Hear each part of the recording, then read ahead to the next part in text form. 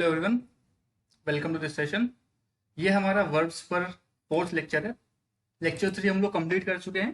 ठीक है, और चलिए हम लोग स्टार्ट करते हैं लेक्चर 4। इसमें हम लोग कैन और कुड के डिफरेंसेस जानेंगे, क्या डिफरेंस होता है कैन और कुड में। ठीक है, मे वाला हम लोग पार्ट कंप्लीट कर चुके हैं। अब देखो कैन और कुड में डिफरेंस क्या है। पिछली बार मैंने आपको बताया था ना, मे और कैन में डिफरेंस क्या होता है। मे दिखाता है हमारा पॉसिबिलिटी, और कैन क्या दिखाता है, कैन दिखाता है हमारा केपेबिलिटी, मतलब क्या आप ये काम करने के लिए केपेबल हैं। ठीक है, तो कैन क्या दिखाता है, capability. Ram can do this work, Ram ये काम कर सकता है। Ram may do this work, Ram ये काम अगर चाहेगा तो करेगा, अगर नहीं चाहेगा तो नहीं करेगा। अब कुड क्या होता है, देखो कैन का जो पास्ट होता है उसको हम लोग बोलते हैं could.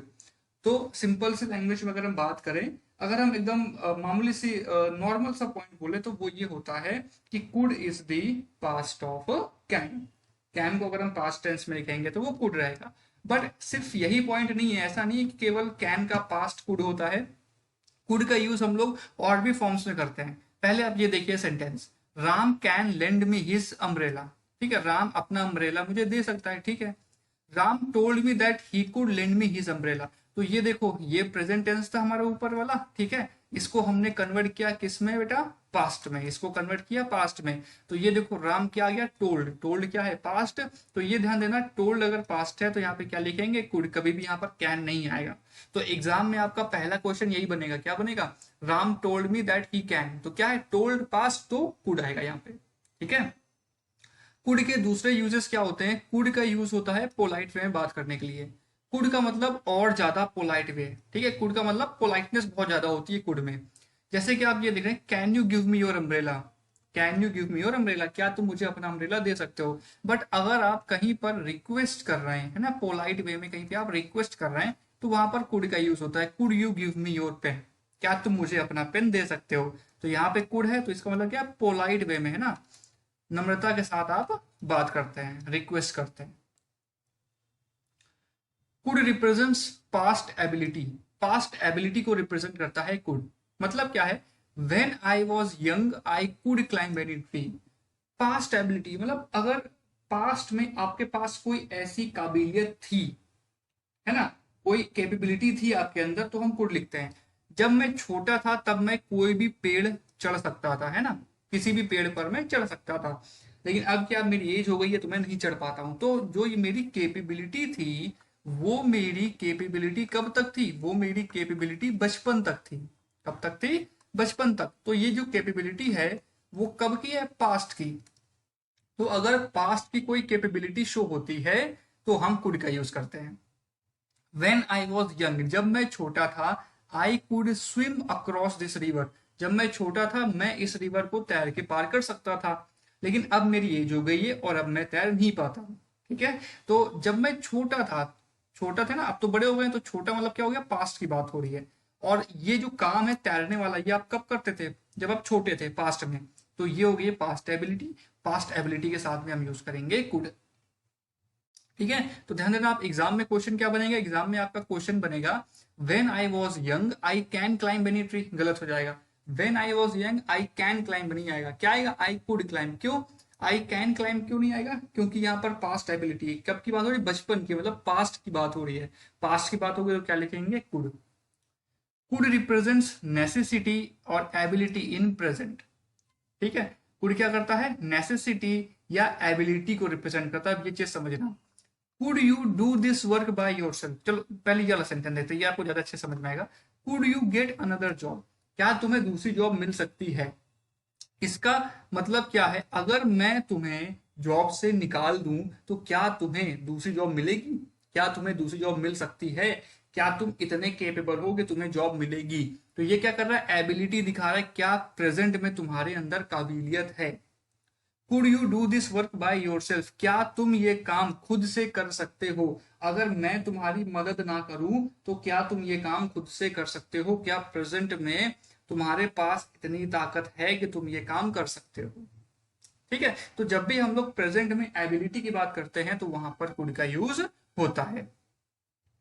Could represents unfulfilled condition. Unfulfilled condition के लिए कुड का यूज होता है। जैसे he could have caught the train if he had hurried, अगर उसने जल्दी की होती तो उसे ट्रेन मिल जाती। ठीक है, तो यहाँ पे क्या है, ट्रेन मिली नहीं उसे, ट्रेन मिली नहीं। कंडीशन क्या थी, ट्रेन मिलने की, लेकिन उसे ट्रेन नहीं मिली। ट्रेन ना मिलने का मतलब है कंडीशन क्या हो गई, अनफुलफिल्ड। कंडीशन क्या हो गई, अनफुलफिल्ड। और जब हमारी कंडीशन अनफुलफिल्ड हो जाती है तो हम किसका यूज करते हैं, तो हम यूज करते हैं कुड का। Could represents unfulfilled condition. He could have caught the train if he had hurried. He could have caught the train if he had hurried. तो ये क्या है, अनफुलफिल्ड कंडीशन। कौन सी कंडीशन है, अनफुलफिल्ड कंडीशन।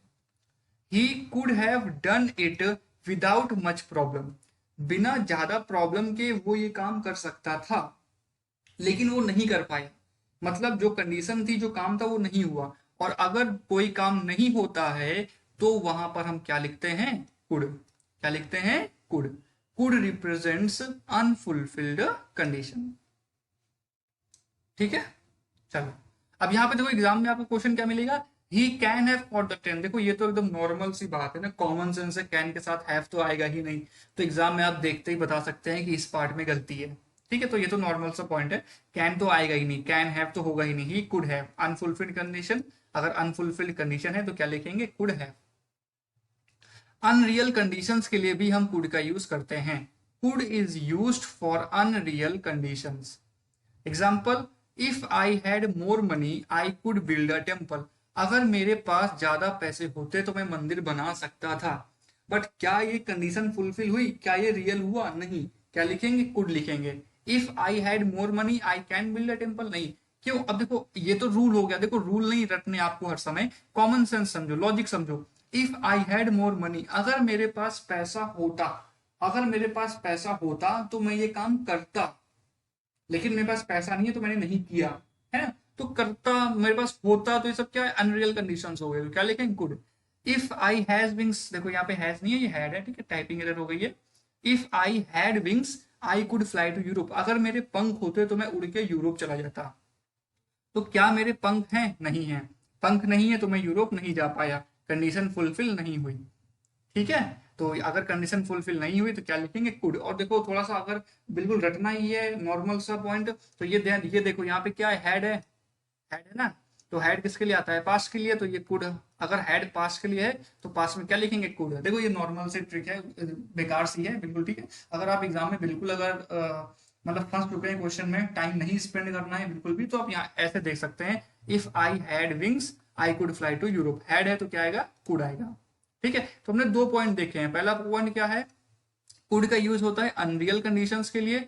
दूसरा पॉइंट है, could का use होता है ये अनरियल कंडीशंस के लिए, और दूसरा है अनफुलफिल्ड कंडीशंस के लिए। ठीक है, अनरियल मतलब जो नहीं हो पाया, जैसे पंख, तो इंसानों को देखो पंख लगेंगे नहीं कभी, तो ये अनरियल हो गया। अनफुलफिल्ड का मतलब है ट्रेन छूट गई, तो वो होगा अनफुलफिल्ड, मतलब काम पूरा नहीं होगा। ठीक है, तो ये हमारे कुड के यूजेस थे। कैन पहले हम लोग कर चुके हैं, और यहां से आपका कुड खत्म हुआ। ठीक है, अब हम लोग देखते हैं नेक्स्ट, दैट इज विल और शैल। अब ये विल और शैल का क्या डिफरेंस है, क्या यूज है, हम लोग ये पढ़ते हैं। देखिए सबसे पहले हम लोग बात करते हैं शैल की। शैल का यूज करते हैं हम लोग आई और वी के लिए, मतलब फर्स्ट पर्सन के लिए। तो ये बिल्कुल आप ध्यान से देख लेना, जो शैल होता है, शैल का यूज किसके लिए होता है, फर्स्ट पर्सन के लिए। ठीक है, और जो विल होता है, विल का यूज होता है हमारा सेकंड और थर्ड पर्सन के लिए। तो फर्स्ट पर्सन कौन है अपना, आई और वी। सेकंड और थर्ड पर्सन कौन है अपना, ही शीट और दे। अगर आपको पर्सन्स में डाउट है, उम्मीद है आपको डाउट नहीं होना चाहिए क्योंकि हम लोग सब पढ़ चुके हैं, तो एक बार आप जाकर प्रोनाउन वाला चैप्टर जरूर रिवाइज कर लीजिएगा। ठीक है, वैसे अगर आपको पर्सन्स में डाउट है अभी तक, इसका मतलब कि आप प्रॉपरली पढ़ाई नहीं कर रहे हैं। ठीक है, अब देखो, अभी हमने क्या पढ़ा, सेल का यूज होता है फर्स्ट पर्सन के साथ, लेकिन अगर हम चाहें तो सेल का यूज सेकेंड और थर्ड पर्सन के साथ कर सकते हैं। लेकिन अगर हम सेकेंड और थर्ड पर्सन के साथ यूज करेंगे तो इसका मतलब क्या होता है, प्रॉमिस, डिटर्मिनेशन, थ्रेट या वार्निंग। मतलब अगर हमें सेंटेंस में प्रॉमिस दिखाना है, या डिटर्मिनेशन दिखाना है, या थ्रेट दिखाना है, या वार्निंग दिखाना है, तो हम शैल का यूज करेंगे सेकेंड और थर्ड पर्सन के साथ में। ठीक है, अदरवाइज हम शैल का यूज हमेशा फर्स्ट पर्सन के साथ में करेंगे। चलो हम एक एग्जांपल भी ले लेते हैं हम लोग, आई शैल गो देयर। ठीक है, आई शैल गो देयर, तो आई क्या है, फर्स्ट पर्सन, तो उसके साथ हमने शैल लिखा है। और विल का हम एग्जांपल ले, मान लो third person, they will go there, they will go there. तो दे क्या है, थर्ड पर्सन, तो इसके साथ क्या लिखेंगे, विल। तो फर्स्ट पर्सन के साथ शैल और सेकंड और थर्ड पर्सन के साथ क्या आता है हमारा, विल। लेकिन अगर हम सेकंड और थर्ड पर्सन के साथ शैल यूज कर रहे हैं तो वो क्या दिखाएगा, प्रॉमिस दिखाएगा, डिटर्मिनेशन दिखाएगा, थ्रेट दिखाएगा और वार्निंग दिखाएगा। इसका मतलब क्या, यहां पर ये देखिए, आई शैल गो टू मार्केट टुमारो। तो देखो, आई शैल गो टू मार्केट टुमारो, आई क्या है हमारा बेटा, आई है हमारा फर्स्ट पर्सन, ठीक है। शैल क्या हो गया हमारा, शैल हो गया हमारा आई के साथ में यूज करने के लिए, ठीक है। विल यूज करेंगे नहीं, क्यों, क्योंकि फर्स्ट पर्सन है, फर्स्ट पर्सन के साथ में हमारा शैल आता है, तो सेंटेंस हमारा कंप्लीट है, आई शैल गो टू मार्केट टुमारो। लेकिन अब देखिए सेकेंड सेंटेंस, देखिए ये क्या लिखा है, ही क्या है, सेकंड पर्सन, सेकंड पर्सन के साथ क्या आता है, विल, क्या आता है, विल। लेकिन हमने देखो विल नहीं लिखा, हमने क्या लिखा है, शैल। ही शैल पे यू ऑन मंडे, वो तुम्हें मंडे को पैसे देगा, मंडे को तुम्हारी पेमेंट करेगा। तो ही के साथ में विल आता है, लेकिन हमने क्या लिखा है, शैल। क्यों लिखा है, क्योंकि सेंटेंस में ये जो ही है ये क्या कर रहा है, ये प्रॉमिस कर रहा है कि मैं मंडे को तुम्हारा पैसा दे दूंगा। तो अगर सेंटेंस में प्रॉमिस है तो हम क्या लिखेंगे, shall. He shall work hard to achieve success, अगर उसे सक्सेस चाहिए तो उसे मेहनत करनी पड़ेगी, तो ये क्या है, डिटर्मिनेशन है। अगर डिटर्मिनेशन है सेंटेंस में तो क्या लिखेंगे, shall. Anyone involve shall be punished, अगर कोई इस क्राइम में इन्वॉल्व है तो उसको पनिशमेंट मिलेगी। तो ये क्या है, धमकी दे रहे हैं, थ्रेट हो गई, वार्निंग हो गई। अगर सेंटेंस में थ्रेट और वार्निंग है तो हम क्या लिखेंगे, शैल। थर्ड पर्सन है ना, एनीवन, क्या लिखेंगे, shall. You shall be transferred if you don't work properly, threat हो गई ना, ये धमकी दे रहे हैं, अगर तुमने सही से काम नहीं किया तो तुम्हारा ट्रांसफर हो जाएगा। तो you shall be transferred, you क्या है, सेकेंड पर्सन, इसके साथ विल आना चाहिए, लेकिन हमने देखो क्या लिखा है, shall. You shall go to meet him tomorrow, कल तुम्हें जाना चाहिए उससे मिलने, ठीक है, फोर्स हो गया, ठीक है।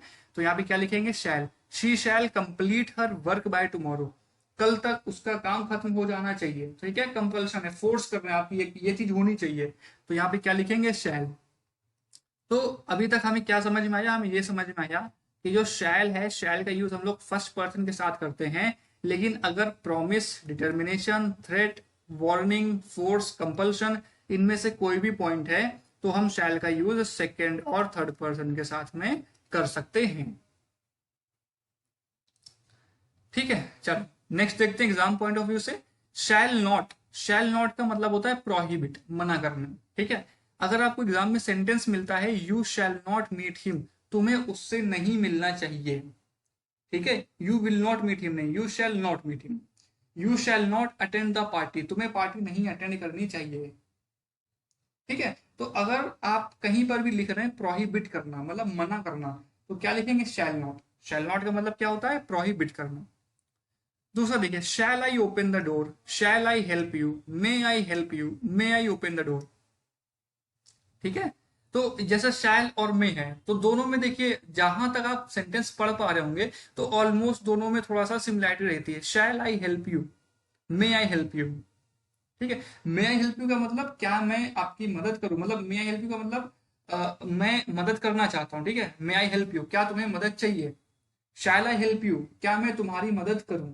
तो नॉर्मली जो इनका डिफरेंस होता है ना, ऑलमोस्ट दोनों में सेम आ जाता है, ठीक है। चलिए, एक तरीके से ये परमिशन लेना भी हम बोल सकते हैं, परमिशन लेना हो गया, ठीक है। Shall I go there, shall I open the door, तो ये भी जैसे मे होता है वैसे ही एट अ सेंस इसको परमिशन लेने के लिए भी यूज कर सकते हैं। नेक्स्ट हम बात करते हैं विल की। अब देखिए विल क्या है, सेम वही प्रोसेस है।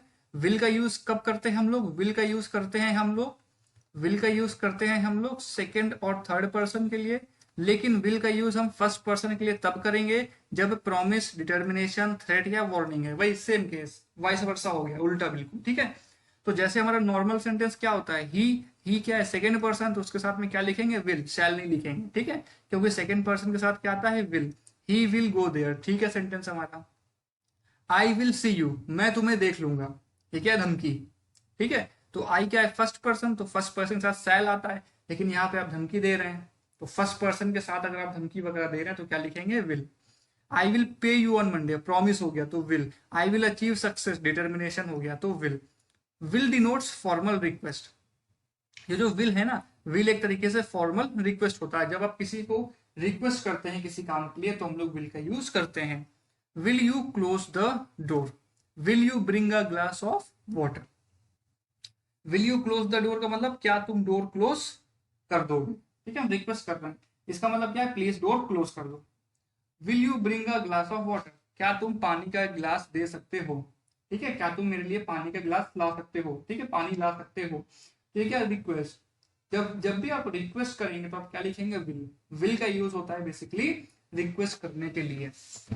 Will you do this work, will you go there, ठीक है। तो अब देखो विल का यूज किस लिए होता है, रिक्वेस्ट के लिए। अब आपको ये चीज देखो याद नहीं करनी है, हर चीज छोटी छोटी चीज याद नहीं करनी है। मैंने हमेशा आपसे बोला है क्लासेस में कि रीडिंग करिए, आप अगर डेली रीडिंग करते हैं ना तो आपको ये सब कोई भी प्रॉब्लम कभी आएगी ही नहीं लाइफ में, क्योंकि रीडिंग करते ही क्या होता है ना कि हमें थोड़ा सा अंदाजा पड़ जाता है कि यहाँ पर गलती है।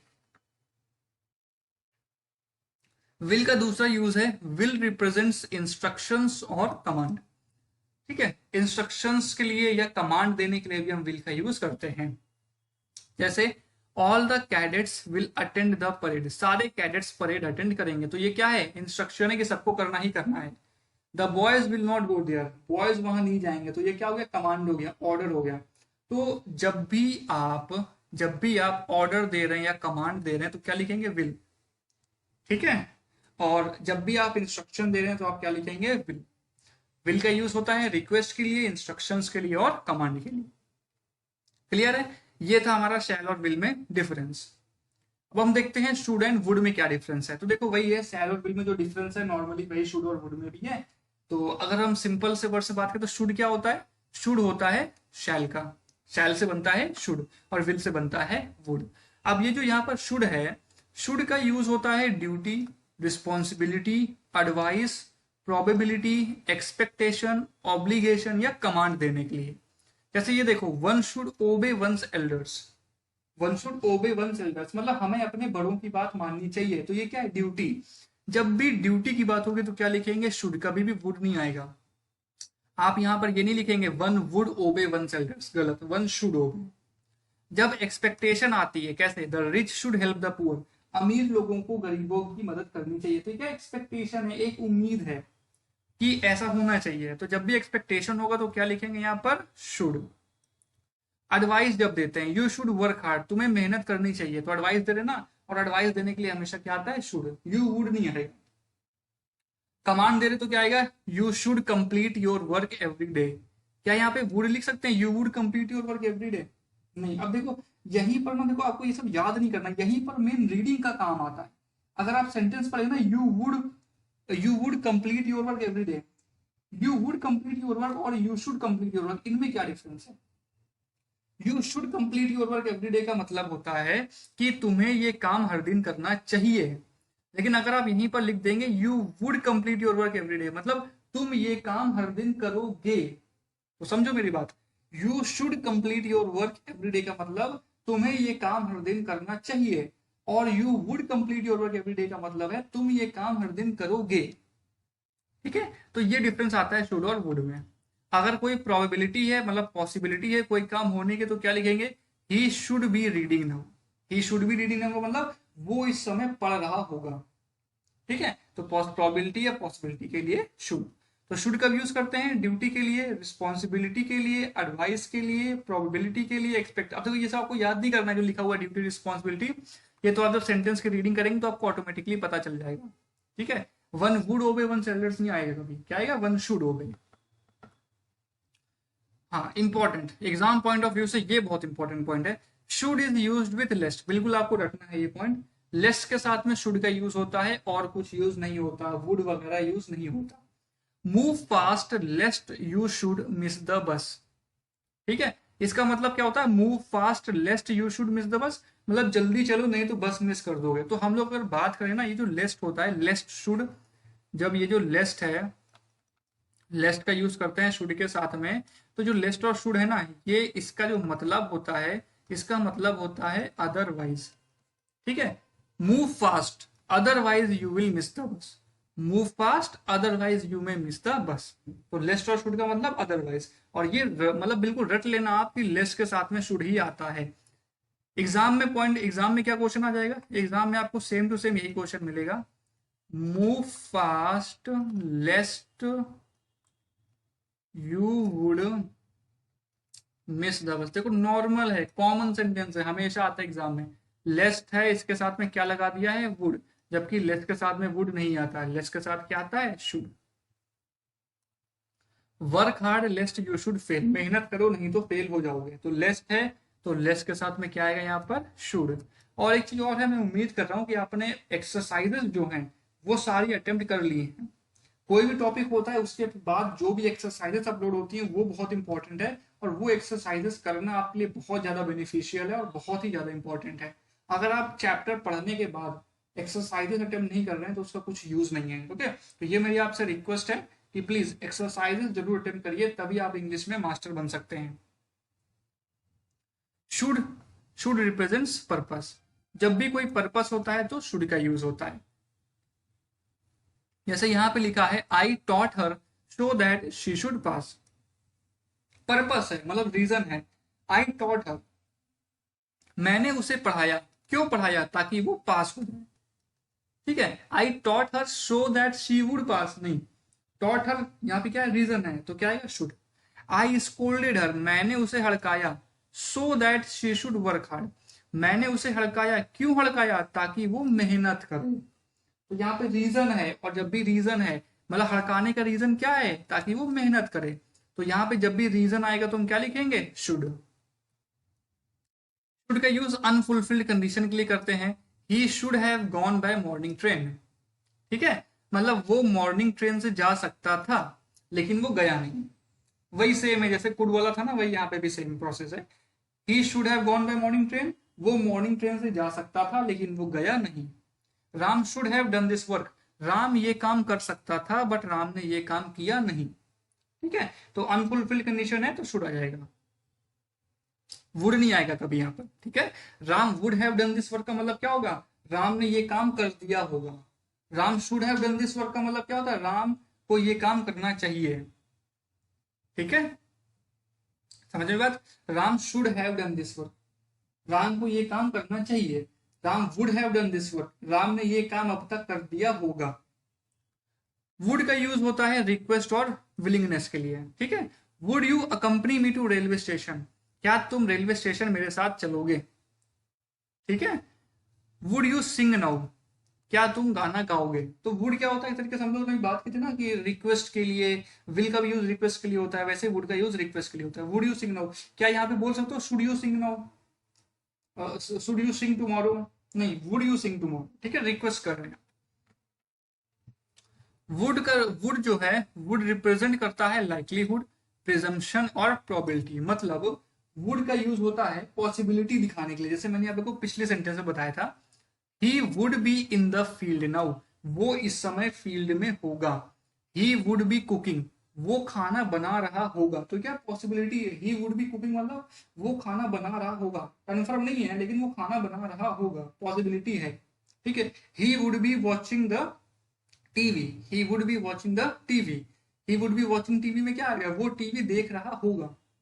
ठीक है, 100% श्योर नहीं है, थोड़ा बहुत सिक्योरिटी है कि वो टीवी देख रहा होगा। तो जब भी इस तरीके के सेंटेंस होते हैं ना, ये कर रहा होगा, वो ये काम कर रहा होगा, ऐसा होगा, वैसा होगा, तो वहां पे वुड आता है। ठीक है, अब देखो, जैसे लेस के साथ में शुड था ना, वैसे ही रादर के साथ में वुड आता है। और जब रादर के साथ में वुड आता है तो ये क्या दिखाता है, प्रेफरेंस। कैसे, आई would rather rest now, I would rather rest now का मतलब है अब मैं आराम करना पसंद करूंगा। मान लीजिए कि आप हैं, आप एग्जाम दे के घर गए वापस, आप हैं, आपका दोस्त है, आपके दोस्त बोला चलो खेलने चलते हैं, आपने बोला नहीं मैं आराम करूंगा। तो उस सेंटेंस में आप क्या लिखेंगे, आई वुड रादर रेस्ट नाउ, मैं अब आराम करूंगा, मुझे आराम करना ज्यादा पसंद है। I would rather play than rest now, मतलब दूसरा, आपने बोला कि मुझे आराम करना है तो आपके दोस्त ने क्या बोला, I would rather play than rest now. आपके दोस्त ने बोला ठीक है तुम आराम करो लेकिन मैं तो अभी खेलूंगा, मुझे आराम करना पसंद नहीं है, मुझे खेलना पसंद है। I would rather play than rest now मतलब आराम करने से ज्यादा मुझे खेलना पसंद है। तो जब भी हम रादर के साथ में वुड लगाएंगे तो ये क्या आएगा, प्रेफरेंस दिखाएगा। तो ध्यान दीजिएगा, जब भी हमारे सेंटेंस में कहीं पर भी प्रेफरेंस की बात होती है, ठीक है, तो रादर के साथ में क्या आता है, वुड। ठीक है, चलो, would is use with wish not. ठीक है, I wish you would fight this election, ठीक है, I wish you would fight this election, I wish you would support her, ठीक है। तो यहां पे क्या आ रहा है, I wish you would support her, मैं उम्मीद करता हूं कि तुम उसे सपोर्ट करोगे। तो देखो जब भी सेंटेंस में विश आता है ना, तो विश के साथ में हमेशा वुड आएगा, कभी भी विल नहीं आएगा, ठीक है। तो एग्जाम में आपको ये सेंटेंस मिलेगा, आई विश